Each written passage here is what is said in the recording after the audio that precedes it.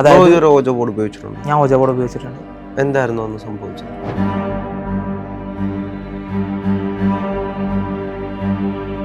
തിരുവനന്തപുരത്ത് ഒരു പ്ലേസ് ഉണ്ട്, ബോണക്കാട് ബംഗ്ലാവ് എന്ന് പറഞ്ഞിട്ട്. അവിടെ ഒരു കൊച്ചുകുട്ടിയുടെ ആത്മാവ് ഇതേപോലെ ഉണ്ട് എന്നൊക്കെയാണ് പറയുന്നത്. ഒരു എനർജി വേരിയേഷൻ ഉണ്ടാകുന്ന സമയത്ത് നമ്മുടെ ചുറ്റുപാടിനും എന്തെങ്കിലും വ്യത്യാസങ്ങൾ സംഭവിക്കാറുണ്ടോ? പെട്ടെന്ന് തന്നെ തണുപ്പ് നല്ല രീതിക്ക് ഫീൽ ചെയ്യാൻ തുടങ്ങി. അതായത് നേച്ചർ മൊത്തത്തിൽ മാറി തന്നു. ജീവൻ നമുക്ക് വീണ്ടും കൊണ്ടുവരാൻ പറ്റും, തിരിച്ചു കൊണ്ടുവരാൻ പറ്റും ലൈഫിലോട്ട്. ആ ഒരു സെമിത്തേരിയുടെ അടുത്തേക്ക് ഞാൻ അടുക്കുന്നതിനനുസരിച്ച് ഇതിലെ വേരിയേഷൻസ് കൂടി കൂടി വന്നുകൊണ്ടിരുന്നു. നമ്മുടെ എല്ലാം ശരീരത്തിൽ ഒരു എനർജി ഇല്ലേ? ആ എനർജി എന്തുകൊണ്ടാണ് ഇതിൽ ഡിറ്റക്ട് ആവാത്തത്? അല്ല, ഇപ്പോൾ ഇല്യൂഷൻ ആണ് എന്ന് പറയുമ്പോൾ പോലും നമ്മുടെ മുന്നിൽ ഒരുപാട് പേര് പറഞ്ഞു വെച്ച് പോയിട്ടുള്ള അവരുടെ അനുഭവങ്ങളുണ്ട്. ഇപ്പോൾ പല ഇൻ്റർവ്യൂവിലും പല ആളുകളും പറഞ്ഞ് ഞാൻ കേട്ടിട്ടുണ്ട്, ഈ മോഹൻലാലും മോനിഷയും തമ്മിലുള്ള മോഹൻലാൽ ഒരു ഹോട്ടൽ റൂമിൽ എടുക്കാൻ പോകുമ്പോൾ മോനിഷയെ സ്വപ്നം കാണുന്നത് അവർ അവസാനം ധരിച്ചിരുന്ന ഒരു വസ്ത്രത്തിലായിരുന്നു. മോഹൻലാലിന് അറിയില്ലായിരുന്നു ആ റൂമിൽ മോനിഷയായിരുന്നു അവസാനം താമസിച്ചിരുന്നത്. അപ്പോൾ അങ്ങനെയുള്ള അനുഭവങ്ങൾ പലരും പറഞ്ഞു കേട്ടിട്ടുണ്ട്. അപ്പോൾ ഇത്തരത്തിലുള്ള അനുഭവങ്ങൾ പറയുന്ന ഒരുപാട് ആളുകളുണ്ട്. പല ആളുകളും പ്രേതത്തിനെ കണ്ടു, നേരിട്ട് കണ്ടു എന്ന് പറയുന്നവരുണ്ട്. പ്രേതത്തെ കണ്ടു എന്നല്ല, ഒരു സ്വപ്നത്തിൽ അയാളെ കണ്ടു. അവരുമായിട്ടൊരു ബന്ധവുമില്ലാത്ത ഒരാളാണ്. അല്ലെങ്കിൽ ചില ഹോട്ടൽ റൂമുകളിൽ പോകുമ്പോൾ മറ്റു രണ്ടുപേർ സംസാരിക്കുന്നത് പോലെ വഴക്കുണ്ടാക്കി, അത് ചിലപ്പോൾ അവസാനമായിട്ട് അവിടെ താമസിച്ച രണ്ടുപേർ വഴക്കുണ്ടാക്കി പോയതാണ്. അങ്ങനെയുള്ള അനുഭവങ്ങൾ പലരും പങ്കുവച്ചിട്ടുണ്ട്, പലരും പലയിടങ്ങളിലും പറഞ്ഞിട്ടുണ്ട്. ഇതൊക്കെ ഒരു ഇല്യൂഷൻ ആകുമോ? ഒരിക്കലും ഇതൊരിക്കലും ഇല്യൂഷൻ ആണെന്ന് പറയാൻ പറ്റില്ല. കാരണം ഇതിൻ്റെ പിന്നിലുള്ള ഒരു സംഭവം വേറെയാണ്. അതായത് ഇതേ ഒരു ചോദ്യം വേറെ രീതിക്ക് നമ്മുടെ അടുത്ത് ചോദിക്കുക. അതായത് ഓജോ ബോർഡ്, ഇപ്പോൾ ഒരാൾ ഓജോ ബോർഡ് ഫ്രണ്ട് വെച്ച് കളിക്കും, ഒരാൾ മാത്രം കളിക്കുകയാണെങ്കിൽ അയാൾക്ക് ആ ഒരു കോയിൻ നീങ്ങുന്നത് കോൺഷ്യസ്നെസ്സിൻ്റെ ഒരു തോന്നലാന്ന് വേണമെങ്കിൽ പറയാം. പക്ഷേ ഒരു 3 പേര് ഓജോ ബോർഡ് കളിക്കുന്നുണ്ടെങ്കിൽ ഈ 3 പേർക്ക് ഈ സംഭവം ഒരേപോലെ ഫീൽ ചെയ്യുന്നുണ്ടെങ്കിൽ അതിൻ്റെ പിന്നിൽ എന്തെങ്കിലും ഒരു കാര്യം ഇല്ലേ എന്നുള്ളത് ചോദിക്കുന്നുണ്ട്. അപ്പോൾ അതിനുള്ള ആൻസറും ഇതിനുള്ള ആൻസറും സെയിം ആണ്. ടെലിപ്പതിക്ക് എഫക്റ്റ് എന്ന് പറയും. അതായത് ഓജോ ബോർഡ് ഉപയോഗിച്ചിട്ടുണ്ട്. ഞാൻ ഓജോ ബോർഡ് ഉപയോഗിച്ചിട്ടുണ്ട്. എന്തായിരുന്നു അന്ന് സംഭവിച്ചത്? എന്താണ് സംഭവിച്ചതെന്ന് വെച്ച് കഴിഞ്ഞാൽ, ഞാൻ ഓജോ ബോർഡിനെ പറ്റി പഠിച്ചതിന് ശേഷമാണ് ഈ ഓജോ ബോർഡ് ഉപയോഗിച്ചത്. അതുകൊണ്ട് എനിക്ക് വലുതായിട്ടൊന്നും അതിനെപ്പറ്റി ഫീൽ ചെയ്യാൻ പറ്റിയില്ല. പക്ഷേ എൻ്റെ അറിവിൽ 1-2 പേരുണ്ട് ഓജോ ബോർഡിനെ പറ്റി ഒരു നോളജും ഇല്ലാത്തവർ. അതായത് ഇത് വെച്ച് പ്രേതത്തിനെ പിടിക്കാൻ പറ്റും, അല്ലെങ്കിൽ ആത്മാക്കളുമായിട്ട് സോളായിട്ട് കമ്മ്യൂണിക്കേറ്റ് ചെയ്യാൻ പറ്റും എന്ന് പറയുന്നവരുണ്ട്. അതുമാത്രം അവർക്ക് അറിയും ഓജോ ബോർഡിനെ പറ്റിയിട്ട്, വേറെ ഒന്നും അറിയില്ല. അങ്ങനത്തെ ആൾക്കാരെ വെച്ചിട്ട് ഈ സംഭവം ചെയ്യിപ്പിച്ച സമയത്ത് 2 അവന്മാർ ഇറങ്ങി ഓടുക ചെയ്തത്. ഇതാ സംഭവിച്ചത്. അവർ പറഞ്ഞു കോയിൻ നീങ്ങിയെന്ന്, മറ്റവൻ പറഞ്ഞു കോയിൻ നീങ്ങിയില്ല എന്നുള്ളത്. ഇതാ സംഭവിച്ചത്. കാരണം എന്താണെന്ന് വെച്ച് കഴിഞ്ഞാൽ അവർ ആ ഒരു സംഭവമാണ് വിചാരിക്കുന്നത്. ഇപ്പോൾ ഈ ഒരു കോയിൻ എന്തായാലും നീങ്ങണം എന്ന് വിചാരിച്ച് അവർ കളിക്കുന്നത്. ഇത് വെച്ച് സോളായിട്ട് കമ്മ്യൂണിക്കേറ്റ് ചെയ്യാൻ പറ്റും എന്ന് വെച്ചിട്ട് അവർ ഈ ഒരു സംഭവം ചെയ്യുന്ന സമയത്ത് അവർക്ക് അത് എക്സ്പീരിയൻസ് ചെയ്യാൻ പറ്റും. ഇപ്പോൾ വേറൊരു എക്സാമ്പിൾ, തിരുവനന്തപുരത്ത് ഒരു പ്ലേസ് ഉണ്ട്, ബോണക്കാട് ബംഗ്ലാവ് എന്ന് പറഞ്ഞിട്ട്. അവിടെ ഒരു കൊച്ചുകുട്ടിയുടെ ആത്മാവ് ഇതേപോലെ ഉണ്ട് എന്നൊക്കെയാണ് പറയുന്നത്. ഇതിനെപ്പറ്റി ഈ ഒരു ബോണക്കാട് ബംഗ്ലാവിനെ പറ്റി ഒരു നോളജും ഇല്ലാത്ത ഒരാൾ അങ്ങോട്ട് കയറി ചെന്ന് കഴിഞ്ഞാൽ അയാൾക്കൊന്നും അവിടെ നിന്ന് ഫീൽ ചെയ്യാൻ പറ്റില്ല. പക്ഷേ ഇതിനെപ്പറ്റി അറിയുന്ന ഒരാൾ, അതായത് ഇങ്ങനൊരു സംഭവം, ഇതൊരു ഹോണ്ടഡ് ഏരിയ ആണ്, ഇവിടെ ഇങ്ങനെയുള്ള അനുഭവങ്ങൾ അനുഭവിക്കും എന്നുള്ള ഒരു നോളജുള്ള ഒരാൾ അങ്ങോട്ട് കയറി ചെന്ന് കഴിഞ്ഞാൽ അയാൾക്ക് ഈ ഒരു സംഭവം എക്സ്പീരിയൻസ് ചെയ്യാൻ പറ്റും. കൊച്ചുകുട്ടിയുടെ ആത്മാവാണ് അവിടെ ഉള്ളതെന്ന് പറയുന്ന ആൾക്ക്, അതായത് അങ്ങനെ കേട്ട ആൾക്ക് കൊച്ചുകുട്ടിയുടെ ആത്മാവിനെ തന്നെ ആയിരിക്കും കാണുന്നത്. അതല്ല ഇനിയിപ്പോൾ വേറെ വല്ലതുമാണ്, വേറെ വല്ല നെഗറ്റീവ് എനർജിയാണ് അവിടെ ഉണ്ടെന്ന് പറയുന്നെങ്കിൽ അയാൾക്ക് അതായിരിക്കും എക്സ്പീരിയൻസ് ചെയ്യാൻ പറ്റുന്നത്. ബ്രോ ഇതുവരെ പോയിട്ടുള്ള സ്ഥലങ്ങളിൽ ഏറ്റവും കൂടുതലും ഹോണ്ട് ചെയ്ത സ്ഥലം ഏതാണ്? ഏറ്റവും കൂടുതൽ ഹോണ്ട് ചെയ്ത സ്ഥലം എന്ന് പറയുന്നത് ഒരു സെമിത്തേരി തന്നെയാണ്. സെമിത്തേരി എന്ന് പറഞ്ഞു കഴിഞ്ഞാൽ ഒരു പബ്ലിക് സെമിത്തേരി ഒന്നുമല്ല. ഇപ്പോൾ നമ്മൾ നോർമലായിട്ട് ഇങ്ങനെ ഈ മറവ് ചെയ്യില്ലേ, അങ്ങനെയുള്ള സ്ഥലങ്ങളിലാണ് എനിക്ക് കൂടുതലായിട്ട് ഹോണ്ടഡ് ഫീൽ വന്നത്. കാരണം ചുറ്റും കാടാണ്, വേറെ ഒന്നുമില്ല അവിടെ, വേറെ വീടുകളോ കമ്മ്യൂണിക്കേഷനോ ഫോണിനകത്ത് റേഞ്ചോ അങ്ങനെ ഒരു സാധനമില്ല. അന്ന് ഇതുമായിട്ട് പോകുമ്പോൾ എന്തെങ്കിലും എനർജി വേരിയേഷൻ ഉണ്ടായിരുന്നു. ഇതുമായിട്ട് പോകുമ്പോൾ എന്തായാലും ഉണ്ടാവും. അപ്പോൾ എനിക്കാണെങ്കിൽ പെട്ടെന്ന് പാനിക് വരും. അതായത് ആരും ഫോണിലാണെങ്കിൽ റേഞ്ച് ഇല്ല, കാട് ഏരിയ ആണ്, ഉള്ള ഏരിയ ആണ്, ഒന്നും ചെയ്യാൻ പറ്റില്ല, തൊട്ടടുത്ത് വീടുകളോ അങ്ങനെ ഒന്നുമില്ല. എനിക്കാണെങ്കിൽ സ്വാഭാവികമായിട്ടും പാനിക് ഉണ്ടാവും. ആ ഒരു പാനിക്കിന് പുറത്തും എനിക്ക് കുറേ ഇഷ്യൂസ് ഉണ്ടായിട്ടുണ്ട്. ആ ഒരു സംഭവം ഞാൻ ഒരിക്കലും മറക്കില്ല. അത് ഒരിക്കലും മറക്കാൻ പറ്റാത്തൊരു അനുഭവമാണ്. ഈ സെമിത്തേരികളിലാണ് കൂടുതലും ഇത്തരത്തിലുള്ള അനുഭവങ്ങൾ ഉണ്ടായിട്ടുള്ളത്.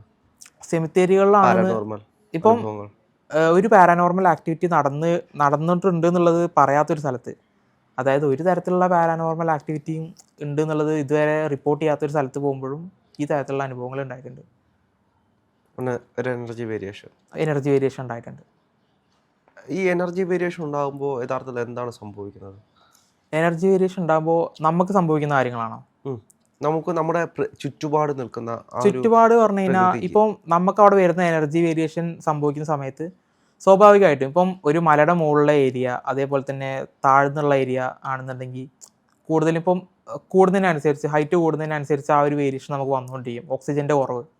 അപ്പോൾ അതുവഴി നമുക്ക് ഒരുപാട് തലചുറ്റൽ കാര്യങ്ങൾ അങ്ങനെ ഒരുപാട് സംഭവങ്ങൾ വരും. അങ്ങനെയുള്ള കാര്യങ്ങൾ എനിക്ക് വന്നിട്ടുണ്ട്. അപ്പോൾ ഇതുവഴി നമുക്കൊരു ഇല്യൂഷൻ ക്രിയേറ്റ് ചെയ്യും. അല്ല, ഈ ഒരു എനർജി വേരിയേഷൻ ഉണ്ടാകുന്ന സമയത്ത് നമ്മുടെ ചുറ്റുപാടിനും എന്തെങ്കിലും വ്യത്യാസങ്ങൾ സംഭവിക്കാറുണ്ടോ? ചുറ്റുപാട് അങ്ങനെ വ്യത്യാസങ്ങളൊന്നും വരാറില്ല. അതായത് നമ്മൾ ഒരു സ്ഥലത്ത് ഇങ്ങനെ കുറേ നേരം നിൽക്കുമ്പോൾ ഒരു വിഷയമില്ലാത്ത സ്ഥലം പെട്ടെന്ന് മറ്റൊരു രൂപത്തിലേക്ക് മാറുന്നതായിട്ടോ അങ്ങനെ നേച്ചറിന് ചേഞ്ച് ഒന്നും അങ്ങനെ സാധാരണ വരാറില്ല. അങ്ങനെ ഇതുവരെ എൻ്റെ അറിവിൽ അങ്ങനെ ഇപ്പം എൻ്റെ അനുഭവം വെച്ച് അങ്ങനെ നേച്ചറിന് ചേഞ്ച് വരുന്ന രീതിക്കുള്ള സംഭവങ്ങളൊന്നും ഉണ്ടായിട്ടില്ല. അല്ല, ചില ആളുകൾ നൈറ്റ് ടൈമിൽ ഉണ്ടായിട്ടുണ്ട്. ആ മരത്തിൻ്റെ അവിടെ പോയ സമയത്ത് ഉണ്ടായിട്ടുണ്ട്. മരത്തിൻ്റെ അവിടെ പോയ സമയത്ത് ഞാൻ നൈറ്റ് ടൈമാണ് പോയത്. അതുവരെ ഇല്ലാത്തൊരു തണുപ്പാണ് അന്ന് ഉണ്ടായിരുന്നത് എനിക്ക്. അതായത് ഞാൻ നോർമലി ആ ഏരിയയിൽ കൂടെ ഒരു വട്ടം പോയതാണ്. ആ സമയത്ത് ഞാനൊരു വീഡിയോ എടുത്തതാണ്. അപ്പോൾ എനിക്ക് പ്രത്യേകിച്ച് സംഭവങ്ങളൊന്നും ഉണ്ടായില്ല. പിന്നെ ഈ ഒരു വീഡിയോ ഇട്ട സമയത്ത് കൂടുതൽ കമൻറ്റ് വന്നപ്പോൾ ഞാൻ ആ ഒരു സ്ഥലത്ത് ഒന്നുകൂടെ പോകാനുള്ളൊരു പ്ലാൻ വെച്ചു. എന്നിട്ട് ഞാനൊരു ദിവസം നൈറ്റ് പോയ സമയത്ത് ആ ഒരു മരം എനിക്ക് മൊത്തത്തിൽ വഴി തെറ്റിയെന്ന് ഒന്നും കാണാൻ പറ്റാത്തൊരു സിറ്റുവേഷൻ ആയിരുന്നു. എന്നിട്ട് മൊത്തത്തിൽ വഴി തെറ്റിയിട്ട് ഞാൻ എങ്ങനെയൊക്കെയോ സ്ഥലം കണ്ടുപിടിച്ച് ആ ഒരു മരത്തിൻ്റെ ബാക്ക് സൈഡിൽ എത്തിയ സമയത്ത് കുറച്ച് നേരം ഞാൻ അവിടെ നിന്ന സമയത്ത് എനിക്ക് പെട്ടെന്ന് തന്നെ തണുപ്പ് നല്ല രീതിക്ക് ഫീൽ ചെയ്യാൻ തുടങ്ങി. അതായത് നേച്ചർ മൊത്തത്തിൽ മാറി തന്നു. നല്ല രീതിക്കുള്ള തണുപ്പ് എന്നത്തേക്കാൾ കൂടുതലുണ്ടായിരുന്നു അന്ന്. അതാണ് എനിക്ക് നേച്ചറിൽ വന്ന ചേഞ്ച് എന്ന് പറയാനായിട്ടുള്ളൂ. ഇങ്ങനെ പോകുന്ന സമയങ്ങളിൽ ആരോ എന്തൊക്കെയോ പറയുന്നത് പോലെ ഒരു തോന്നൽ ഉണ്ടാവും. അതെനിക്ക് ആ ഒരു സെമിത്തേരിയിൽ പോയ സമയത്ത് ഉണ്ടായിരുന്നു. നമ്മൾ പിന്നെന്ന് ആരോ പറയുന്നത് പോലെ നമുക്ക് തോന്നാം. അതായത് ബാക്കിൽ നിന്ന് ഒരാൾ നമ്മുടെ അടുത്ത് സംസാരിക്കുന്ന പോലെ ആ ഒരു കാര്യം ചെയ്യരുത് അങ്ങനെ പറയുന്ന പോലെ നമുക്ക് തോന്നാം. എന്തെങ്കിലും അപ്പോൾ ശ്രദ്ധിച്ചിട്ടുണ്ടോ? എന്താണ് അവർ കമ്മ്യൂണിക്കേറ്റ് ചെയ്യാൻ ശ്രമിച്ചിട്ടുണ്ടോ? കമ്മ്യൂണിക്കേറ്റ് ചെയ്യാൻ ശ്രമിച്ചിട്ടുണ്ട് ഞാൻ. അതായത് ഞാൻ എൻ്റെ ബോഡി കംപ്ലീറ്റ്ലി നിൽക്കും. ഞാൻ നടന്നുകൊണ്ടിരിക്കുകയാണ് കംപ്ലീറ്റ്ലി ആ ഒരു ബാക്ക് എന്ന് പറയുന്ന ഒരു എഫക്റ്റ് എനിക്ക് കിട്ടിയ സ്പോട്ടിൽ ഞാൻ എന്ത് ചെയ്യും? ഞാൻ നിൽക്കും. എന്നിട്ട് എന്താണ് ആ ഒരു സംഭവം എന്നുള്ളത് ഒന്ന് ക്ലിയർ ആക്കാൻ നോക്കും. അതായത് എന്ത് തരത്തിലുള്ള കമ്മ്യൂണിക്കേഷനാണ് അതിപ്പോൾ നമുക്കിപ്പോൾ നടന്നുകൊണ്ടിരിക്കുക, നമ്മളിപ്പോൾ ഒരു ഏരിയ കൂടെ ഇങ്ങനെ ഒറ്റയ്ക്ക് നടന്നുകൊണ്ടിരിക്കുക, നമുക്ക് പിന്നെ ആരോ പറയുന്ന പോലെ തോന്നുക, പക്ഷേ പിന്നിൽ ആരും ഉണ്ടാവില്ല. അങ്ങനെ ഒരു തോന്നൽ നമുക്ക് വരിക. കണ്ണടച്ച് കഴിഞ്ഞാൽ കൂടുതൽ കോൺസെൻട്രേഷൻ കിട്ടും. ഇങ്ങനെയാണ് ഞാൻ ഈ ഒരു സംഭവം ഒന്ന് മനസ്സിലാക്കിയെടുക്കാൻ നോക്കുക, എന്താണ് സംഭവിക്കുന്നത് എന്നുള്ളത്. അപ്പോഴാണ് എനിക്ക് മനസ്സിലാവുന്നത് സൗണ്ടുകൾ വരുന്നത് ഒരു ഡയറക്ഷനിൽ നിന്നല്ല, പല ഡയറക്ഷനിൽ നിന്നാണ്. ചിലപ്പോൾ അത് ഫ്രണ്ടിൽ നിന്നായിരിക്കാം. ഒരു കമ്മ്യൂണിക്കേഷൻ ഫ്രണ്ടിൽ നിന്ന് വന്നു കഴിഞ്ഞാൽ പിന്നെ വരുന്ന കമ്മ്യൂണിക്കേഷൻ ബാക്കിൽ നിന്നായിരിക്കും, പിന്നെ വരുന്നത് സൈഡിൽ നിന്നായിരിക്കും. അതിൻ്റെ കൂടെ വേറെ കുറേ സൗണ്ടുകൾ ഉണ്ടാകും. കാറ്റടിക്കുന്ന സൗണ്ട്, അതേപോലെ വല്ല ഇലകൾ ഇളകുന്ന സൗണ്ട്. ഇത് മറ്റൊരു എൻറ്റിറ്റി പറയുന്ന സൗണ്ടാണ് എന്നിങ്ങനെ നമുക്ക് മനസ്സിലാക്കാൻ കഴിയും. അത് നമുക്ക് വേർതിരിച്ചറിയാൻ കഴിയും. കാരണം എന്താണെന്ന് വെച്ച് കഴിഞ്ഞാൽ നേച്ചറിൻ്റെ സൗണ്ട് എന്ന് പറഞ്ഞു കഴിഞ്ഞാൽ നേച്ചറിൻ്റെ സൗണ്ട് നമ്മൾ നോർമലി കേൾക്കുന്ന സമയത്ത് നമ്മളായിട്ട് കമ്മ്യൂണിക്കേറ്റ് ചെയ്യുന്ന പോലെ ഒരു ഫീൽ നമുക്ക് വരില്ല. പക്ഷേ ഇത് കറക്റ്റ് ഒരാൾ ബാക്ക് എന്ന് പറയുന്നത് പോലെ നമ്മുടെ അടുത്ത് നമുക്ക് മനസ്സിലാവുന്ന പോലെ ക്ലിയർ ആയിട്ട് ഒരാൾ ബാക്ക് എന്ന് പറയുന്ന പോലെ നമുക്ക് ഫീൽ ചെയ്യാം. അതുകൊണ്ട് അതാണ് എന്ന് നമുക്ക് ഉറപ്പിച്ച് പറയാൻ പറ്റും. പിന്നെ കൂടുതൽ ക്ലാരിഫിക്കേഷന് വേണ്ടിയിട്ട് EVP യൂസ് ചെയ്യും. എന്നിട്ട് EVP വെച്ചിട്ട് റെക്കോർഡ് ചെയ്തിട്ട് കാര്യമായിട്ടൊന്നും റെക്കോർഡ് ചെയ്യാൻ പറ്റിയില്ലെങ്കിലാണ് അത് കൺഫേം ചെയ്യുന്നത് അത് തോന്നിയതാണെന്നുള്ളത്. ഇതുവരെ EVP വെച്ച് റെക്കോർഡ് ചെയ്യാൻ ശ്രമിച്ചിട്ട് എന്തെങ്കിലും അങ്ങനെ അനുഭവം ഉണ്ടായിട്ടുണ്ടോ? EVP വെച്ച് ഒരുപാട് സൗണ്ടുകൾ ഞാൻ റെക്കോർഡ് ചെയ്തിട്ടുണ്ട്. പക്ഷെ അത് ഡീകോഡ് ചെയ്യാനാണ് കുറച്ച് റിസ്ക്. അതായത് ഇപ്പോൾ കമ്മ്യൂണിക്കേഷൻ എന്ന് പറയുന്നത് പല രീതിയിലും ഫ്രീക്വൻസി കുറഞ്ഞ സൗണ്ടുകൾ ഉണ്ടാവും, ഫ്രീക്വൻസി കൂടിയ സൗണ്ടുകൾ ഉണ്ടാവും. ഇതെല്ലാം നമുക്ക് കേൾക്കുന്ന ഫ്രീക്വൻസിയിൽ കൺവേർട്ട് ചെയ്ത് തരും. പക്ഷെ ഇത് നമുക്ക് മനസ്സിലാവണമെന്നുണ്ടെങ്കിൽ അത് നമുക്ക് മനസ്സിലാവുന്നൊരു ഭാഷ അല്ലെങ്കിൽ നമ്മുടെ അടുത്ത് ഒരാൾ സംസാരിക്കുന്നത് പോലെ ആവില്ല EVPയിൽ കേൾക്കുന്ന സൗണ്ട് എന്ന് പറയുന്നത്. അങ്ങനെ ഭയപ്പെടുത്തിയ എന്തെങ്കിലും സൗണ്ടുകൾ കേട്ടിട്ടുണ്ടോ? ഭയപ്പെടുത്തിയ സൗണ്ട് എന്ന് പറഞ്ഞു കഴിഞ്ഞാൽ അതായത് ഒരു അൾട്രാസോണിക് അല്ലെങ്കിൽ ഒരു സൂപ്പർ സോണിക് ഒരു പ്ലെയിന് പറക്കുന്ന പോലെ ഒരു സൗണ്ട് ഉണ്ടാവും. അതായത് പെട്ടെന്ന് ഇങ്ങനെ വേരിയേഷൻ വന്നുകൊണ്ടേയിരിക്കും. അതായത് ഇങ്ങനെ പോയിട്ട് പെട്ടെന്ന് കൂടി പിന്നെ കുറഞ്ഞ് പെട്ടെന്ന് പിന്നെയും കൂടി പിന്നെ കുറഞ്ഞ് അങ്ങനെയാണ് നമുക്ക് ആ ഒരു സംഭവം കിട്ടുള്ളൂ. അല്ലാതെ കറക്റ്റ് ക്ലിയർ ആയിട്ട് നമുക്ക് സാധാരണ ഒരു വോയിസ് റെക്കോർഡിൽ കിട്ടുന്ന പോലെ കിട്ടണമെന്നില്ല. അങ്ങനെയാണ് ഞാൻ കൂടുതൽ റെക്കോർഡ് ചെയ്തിട്ടുള്ളത്. അതുവഴിയാണ് ഞാൻ കമ്മ്യൂണിക്കേറ്റ് ചെയ്യുന്നത്. അങ്ങനെ റെക്കോർഡ് ചെയ്തതിൽ ഭയപ്പെടുത്തിയ ഒരു ഇൻസിഡൻറ്റ് എന്തായിരുന്നു? ഭയപ്പെടുത്തിയ ഇൻസിഡൻറ്റ് എന്ന് പറഞ്ഞാൽ അതിൽ ഒരുപാട് ഇൻസിഡൻറ്റ് ഉണ്ടായിട്ടുണ്ട്. അതിലൊരു ഇൻസിഡൻറ്റ് എന്ന് വെച്ച് കഴിഞ്ഞാൽ ഞാൻ ഇതേപോലെ ഇപ്പം ഈ സാധനം ഞാൻ മേടിച്ച സമയത്ത് ഞാനിത് വെച്ചിട്ട് ചെന്നിട്ടുണ്ടായിരുന്നു. ഇത് വെച്ച് ചെന്ന സമയത്ത് ഈ പറയുന്ന ബാക്കിൽ നിന്ന് ആരോ വിളിക്കുന്നത് പോലെ ഒരു എഫക്റ്റ് എനിക്ക് ഉണ്ടായിട്ടുണ്ടായിരുന്നു. അതൊരു കാട്ടിനകത്തായിരുന്നു. അതായത് ഒരു കാട്, പിന്നെ ഇപ്പുറത്ത് ഈ പള്ളി കാര്യങ്ങളൊക്കെ ഉണ്ടായിരുന്നു. അതിൻ്റെ കുറച്ച് ഇപ്പുറത്തായിട്ട് ഒരു ഗുഹ പോലെ ഒരു ഏരിയ ഒക്കെ ഉണ്ടായിരുന്നു. ആളൊഴിഞ്ഞ സ്ഥലമാണ്, ആരുമില്ല അവരുടെ ദേശത്തൊന്നും.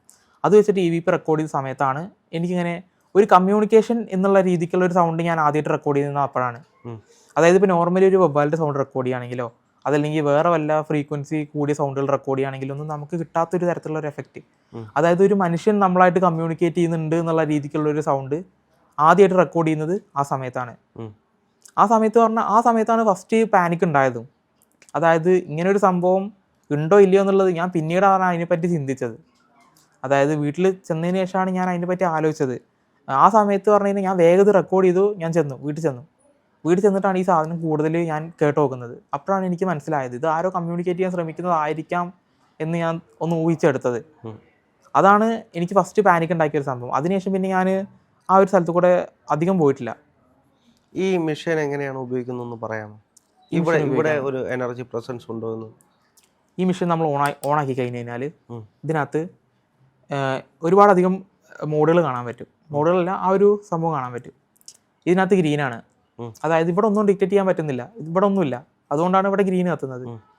പക്ഷേ നമ്മളൊരു എനർജി ഉള്ള ഒരു സ്ഥലത്ത്, അതായത് നെഗറ്റീവ് എനർജി ആയിക്കോട്ടെ പോസിറ്റീവ് എനർജി ആയിക്കോട്ടെ ഉള്ള ഒരു സ്ഥലത്ത് നമ്മൾ ചെന്നിട്ട് ഈ ഒരു മെഷീൻ ഓൺ ചെയ്ത് കഴിഞ്ഞാൽ ഇതിനകത്ത് ഈ ഒരു ലൈറ്റിൻ്റെ കളറ് ചേഞ്ച് ആവുന്നത് നമുക്ക് കാണാൻ പറ്റും. ഹൈ ലെവലാണെങ്കിൽ റെഡ് ലൈറ്റ്, അതേപോലെ ഇത് മീഡിയം ആണെന്നുണ്ടെങ്കിൽ യെല്ലോ, അങ്ങനെ ചേഞ്ച് ആവുന്നത് കാണാൻ പറ്റും. അപ്പോൾ നമുക്ക് മനസ്സിലാവും അവിടെ എന്ത് തരത്തിലുള്ള എനർജിയാണുള്ളത് എന്നുള്ളത്. അതായത് എന്തോരു എനർജി, ഇലക്ട്രോണിക് ഡിവൈസ് ഒന്നും ഇല്ലാത്തൊരു സ്ഥലത്ത് EMF കാണിക്കുന്നുണ്ടെങ്കിൽ എന്തോരു എനർജി അവിടെ ഉണ്ട് എന്നുള്ളതാണ് നമുക്ക്. ഇവിടെ ഇത്രയും ഇലക്ട്രോണിക് ഡിവൈസസ് ഉണ്ടായിട്ട് എന്തുകൊണ്ടാണ് അതിൽ?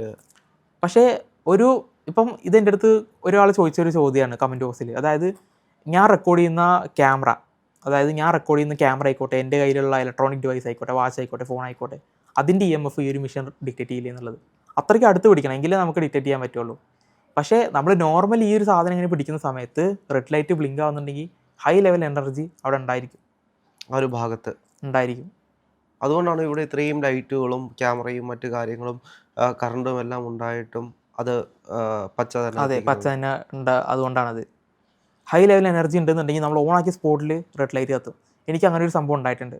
എന്തായിരുന്നു? അതായത് ഞാനൊരു പള്ളിയുടെ സൈഡിൽ കൂടെ പോകുന്ന സമയത്ത്, അതായത് പള്ളിയുടെ സെമിത്തേരിയാണ്, ഒരു മുസ്ലിം പള്ളിയുടെ, ആ ഒരു സെമിത്തേരിയുടെ ബാക്ക് കൂടെ ഞാൻ പോകുന്ന സമയത്ത് ഞാൻ ഈ ഒരു മെഷീൻ ഓണാക്കിയിട്ട് ഞാൻ അതിൻ്റെ അടുത്ത് എത്തുന്നതിനനുസരിച്ച്, അതായത് ആ ഒരു സെമിത്തേരിയുടെ അടുത്തേക്ക് ഞാൻ അടുക്കുന്നതിനനുസരിച്ച് ഇതിലെ വേരിയേഷൻസ് കൂടി വന്നുകൊണ്ടിരുന്നു, എനർജി കൂടി. ആ ഒരു വീഡിയോ ഞാൻ റെക്കോർഡ് ചെയ്തിട്ടുണ്ടായിരുന്നു, ഞാൻ അത് അപ്ലോഡ് ചെയ്തിട്ടുണ്ടായിരുന്നു. ആ ഒരു സംഭവമാണ് എനിക്ക് ഫസ്റ്റ് ടൈം ഈ ഒരു എനർജി ഇതിനകത്ത് ഹൈ ലെവൽ കാണിച്ചത്. അന്ന് തന്നെ ഞാനിട്ട് കാര്യങ്ങളൊക്കെ റെക്കോർഡ് ചെയ്ത് അങ്ങനെ ഒരു സംഭവം, അതായത് ഈ ഒരു സാധനം റിയൽ ആണ്, ഇത് വെച്ച് എനർജി ഡിറ്റക്ട് ചെയ്യാൻ പറ്റും എന്നുള്ളത് ഞാൻ അന്നാണ് കംപ്ലീറ്റ്ലി മനസ്സിലായത്. നമ്മുടെ എല്ലാം ശരീരത്തിൽ ഒരു എനർജി ഇല്ലേ, ആ എനർജി എന്തുകൊണ്ടാണ് ഇതിൽ ഡിറ്റക്ട് ആവാത്തത്? പക്ഷെ നമ്മുടെ ശരീരത്തിൽ എനർജി എന്ന് പറയുന്നത് ഇലക്ട്രോ മാഗ്നറ്റിക് ഫീൽഡ് അല്ല. അതുകൊണ്ടാണ് ഇലക്ട്രോ മാഗ്നറ്റിക് ഫീൽഡ് എന്ന് പറയുമ്പോൾ ഇപ്പോൾ നമുക്കറിയാം, അതായത് ഒരു ഇലക്ട്രോണിക് ഡിവൈസ് പ്രവർത്തിക്കുമ്പോൾ ഒരു മാഗ്നറ്റിക് ഫീൽഡ് ഉണ്ടാവും. ആ ഒരു ഫീൽഡാണ് റെക്കോർഡ് ചെയ്യുന്നത്. നമ്മുടെ ശരീരത്തിൽ എനർജി എന്ന് പറയുന്നത് temperature, oxygen, carbon dioxide, ഇങ്ങനത്തെ ഉള്ള ഒരുപാട് സാധനങ്ങളാണ് നമ്മുടെ ശരീരത്തിലുള്ളത്. പക്ഷേ ഇലക്ട്രോ മാഗ്നറ്റിക് ഫീൽഡ് റെക്കോർഡ് ചെയ്യുന്നൊരു സംഭവമാണിത്. എങ്ങനെയാണ് സോൾസ് ഒരു ഇലക്ട്രോ മാഗ്നറ്റിക് ഫീൽഡായിട്ട് മാറുന്നത്? സോൾസിന് നമുക്ക് ഇലക്ട്രോ മാഗ്നറ്റിക് ഫീൽഡ് എന്ന് ഒരിക്കലും പറയാൻ പറ്റില്ല. എനർജീനെയാണ് നമ്മൾ ഇലക്ട്രോ മാഗ്നറ്റിക് ഫീൽഡ് എന്ന് പറയുക. അതായത് ഇപ്പം ഒരു നെഗറ്റീവ് ആയിക്കോട്ടെ പോസിറ്റീവ് ആയിക്കോട്ടെ, നമ്മുടെ ബോഡീനെ നല്ല രീതിക്ക് എഫക്റ്റ് ചെയ്യുന്നതിന് നമ്മൾ പോസിറ്റീവ് എന്ന് പറയും, നമ്മളെ മോശം രീതിക്ക് എഫക്റ്റ് ചെയ്യുന്നതിന് നമ്മൾ നെഗറ്റീവ് എന്ന് പറയും. അപ്പോൾ ഈ ഒരു മെഷീൻ വെച്ച് ഡിറ്റക്റ്റ് ചെയ്യുന്ന എനർജി നെഗറ്റീവ് ആണോ പോസിറ്റീവ് ആണോ എന്ന് അറിയണമെന്നുണ്ടെങ്കിൽ EVP യൂസ് ചെയ്യണം. ഇപ്പോൾ സൗൾ എന്ന് പറയുന്ന ഒരു കോൺസെപ്റ്റിൽ ഞാനൊരിക്കലും വിശ്വസിക്കുന്നില്ല.